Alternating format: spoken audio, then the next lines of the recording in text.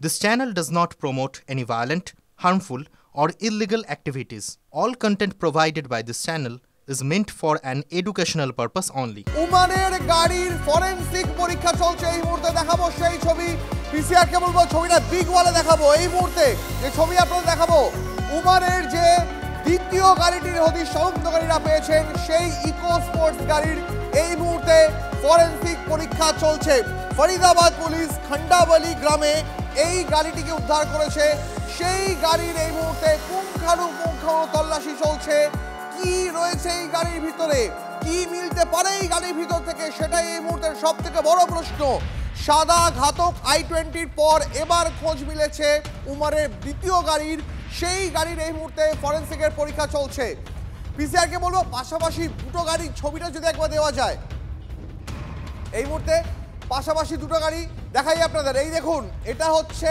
উমারের যে দ্বিতীয় লাল গাড়িটি উদ্ধার হয়েছে আজ সকাল থেকে তার ফরেনসিক পরীক্ষা চলছে আর তার পাশাপাশি এই ছবিটা দেখুন এটা সেই ঘাতক i20 গাড়ি এই গাড়িটি সিসিটিভি ফুটেজে ধরা পড়েছে টোল প্লাজা ক্রস করার সময় এই গাড়িতে বিস্ফোরণ ঘটানো হয়েছে সেই মুহূর্তে সিসিটিভি ফুটেজ এটা হচ্ছে প্রথম ঘাতক গাড়িটি আর এর পাশাপাশি আরেকটা ছবি দেখাচ্ছি আপনাদের দ্বিতীয় যে গাড়িটি উমারের পাওয়া গেছে ফোর্ড ইকো স্পোর্টস সেই গাড়িতেও চলছে ফরেনসিকের পরীক্ষা একদিকে ঘাতক i20 সাদা গাড়িটি যে গাড়িটি লালকেল্লার কাছে বিস্ফোরণের টুকরো টুকরো হয়ে গেছে যে গাড়িতে বিস্ফোরক বোঝাই করা ছিল একদিকে সেই গাড়ির ছবি দেখাচ্ছি অন্যদিকে দেখাচ্ছি উমারের ইকো স্পোর্টস কারের যে দ্বিতীয় গাড়িটির হদিশ পাওয়া গেছে লাল রঙের গাড়িটি সেই গাড়ির ফরেনসিক পরীক্ষা চলছে আপনাদের দুটো ছবি আবার দেখাচ্ছি পাশাপাশি একদিকে আজ সকালের ছবি দেখাচ্ছি এই গাড়িতে এনএসজির তল্লাশি চলছে এনএসজি ফরেনসিক উইং সেখানে উপস্থিত রয়েছে তার পাশাপাশি আপনাদের দেখাচ্ছি গতকাল যে লাল গাড়িটির হদিশ পাওয়া গেছে সেই লাল গাড়িটি এই মুহূর্তে যে উদ্ধার করা লাল গাড়িটি তারই আজ সকাল থেকে ফরেনসিক পরীক্ষা চলছে এই গাড়িতেই কি কোনোভাবে আরো কোনো প্রমাণ মিলবে সেদিকে এখন তাকিয়ে এনএসজি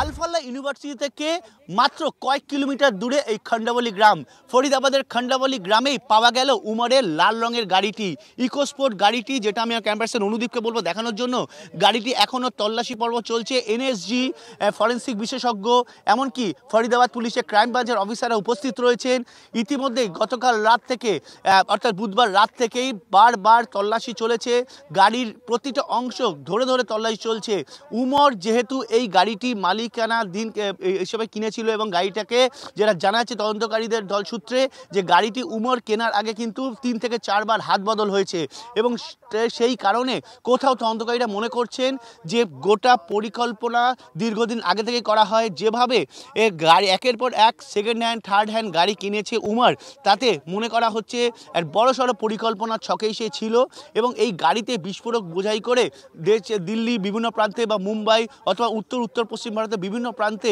রেখে বিস্ফোরণ ঘটানোই ছিল মূল উদ্দেশ্য তবে যেহেতু মুজাম্মিল আদিল শাহিন গ্রেপ্তার হয়ে যায় তাই কোথাও ভয় পেয়ে গিয়েছিল উমর নবী সেই কারণে তার এই কেনা লাল ইকোস্পোর্ট গাড়িটি কিন্তু এভাবে খন্ডাবলি গ্রামের প্রত্যন্ত অংশে রেখে দিয়ে চলে যায় তদন্তকারীরা যেটা জানাচ্ছেন যে মূল বিস্ফোরণের 2 থেকে 3 দিন আগে এভাবে প্রত্যন্ত এলাকায় গাড়ি রেখে উমর চলে গিয়েছিল এবং এখানে তার এক আত্মীয়র বাড়ি আছে বলে শোনা যাচ্ছে কিন্তু সেটাও তালা মারা অর্থাৎ তালাবন্ধ অবস্থাতেই পুলিশ কিন্তু সেই বাড়ির আশেপাশেও তল্লাশি চালায় কাউকে পাওয়া যায়নি গ্রামবাসীদের সঙ্গে কথা বলছে এবং লাল গাড়িটি কীভাবে এলো সেটাও মূলত এখন খতিয়ে দেখা হচ্ছে আশপাশের এলাকার যেহেতু প্রত্যন্ত এলাকার সিসিটিভি পাওয়া সম্ভব নয় তবে গাড়িটি বিভিন্ন অংশ দিল্লির বিভিন্ন অংশে যে ঘুরেছে তার সিসিটিভি পাওয়া গিয়েছে ইতিমধ্যে উমরের এই গাড়ির ভেতর থেকে একাধিক নথিপত্র এবং ফাইল পাওয়া গিয়েছে বই পাওয়া গিয়েছে সেগুলো মূলত খতিয়ে দেখা হচ্ছে বলে ইতিমধ্যে তদন্তকারী দলসূত্রের খবর ক্যামেরায় অনুদীপের সঙ্গে সায়ন্ত ভট্টাচার্য TV9 বাংলা খন্ডাবলি গ্রাম ফরিদাবাদ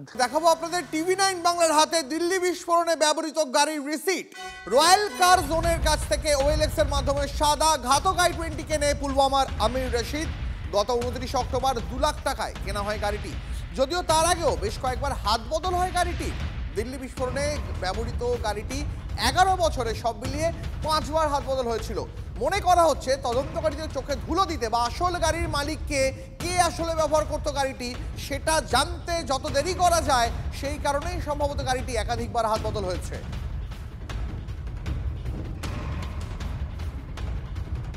कार i20 उनको पसंद आती है, वो परचेस करते हैं। फिर यहाँ पे ऑफिस की सारी डॉक्यूमेंट फॉर्मेलिटी होने के बाद कस्टमर कार लेके चले जाते हैं।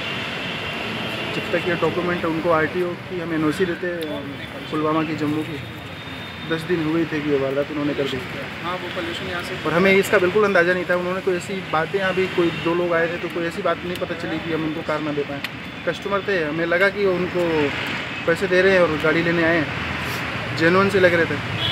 ये तो देखिए किसी को नहीं पता होता कि सर वो क्या करेंगे गाड़ी वाले आगे। গোয়েন্দা সূত্র বলছে জঙ্গি ডাক্তার উমারের তাড়াহুড়োর জন্যই দিল্লিতে বিস্ফোরণ হয়ে থাকতে পারে। কিন্তু তাড়াহুড়ো কিসের? আসলে সোমবারই পুলিশের হাতে ধরা পড়ে হোয়াইট কলার মডিউলের 2 পান্ডা মুজাম্মিল ও শাহিন। এই মডিউলের মূল মাথায় নাকি ওই মহিলা চিকিৎসক শাহিন। সে গ্রেপ্তার হতেই সব পরিকল্পনা গোলমাল হয়ে যায়।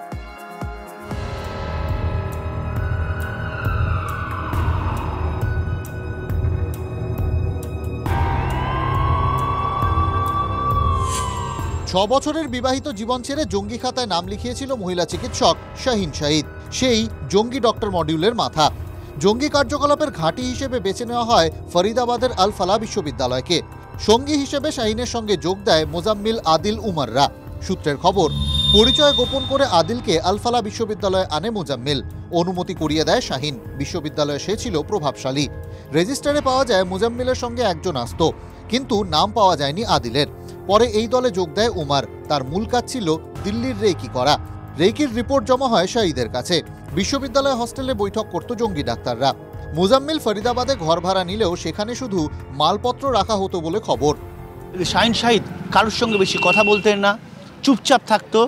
যখন খুশি ইউনিভার্সিটিতে আসতো, যখন খুশি ইউনিভার্সিটি বেরিয়ে যেত। আগে কোথায় কাজ করে সে অতীতের ব্যাপারেও কাউকে কিছু জানাতো না। এমনকি তার এই বিশৃঙ্খল আচরণের বিরুদ্ধেও একাধিকবার ইউনিভার্সিটি কর্তৃপক্ষের কাছে রিপোর্ট জমা পড়েছে, কিন্তু তারপরেও তার কিছু হয়নি। যথেষ্ট প্রভাবশালী ছিল। আল ফালাহ বিশ্ববিদ্যালয়ে ঘাঁটি তৈরি করেই জয়েশের হয়ে নাকি রিক্রুটমেন্টের কাজ চালাচ্ছিলেন ডক্টর শাহিন শাহিদ। তদন্তে নাকি মিলেছে সেই সূত্র। শাহিন মাদ্রাসার নামে ও দরিদ্র মুসলমান মেয়েদের নামে টাকা তুলত। শাহিনের অ্যাকাউন্টে বিদেশি তহবিলের সূত্রও পাওয়া গেছে।